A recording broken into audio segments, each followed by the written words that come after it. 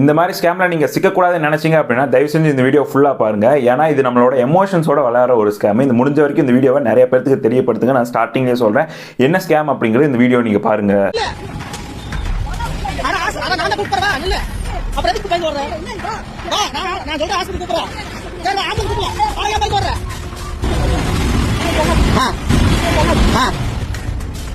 எந்த ஊர்க்கார பெண்கள் தெரியல. சில பெண்கள் ஒரு 5-10க்கும் மேற்பட்ட பெண்கள் வந்து குழுவா சேர்ந்து வாகன ஓட்டிகளை மறிச்சு விதவிதமான அணுகுமுறையில பணத்தை பிடிக்கிட்டு இருக்காங்க. அதுல மிக முக்கியமானது என்ன அப்படின்னா அவங்க குரூப்ல யாரோ ஒருத்தர் வந்து நிறைமாத கர்ப்பிணியா இருக்கிற மாதிரி. இது எந்த மாதிரி ஸ்கேம் அப்படின்னா ஒரு 5-6 லேடிஸ் வந்து சேர்ந்து நிற்குவாங்க. அந்த குரூப்ல பாத்தீங்கன்னா ஒரு லேடி வந்துட்டு பிரெக்னெண்டா இருப்பாங்க, பிரெக்னன்சி பெயின்லயும் இருப்பாங்க.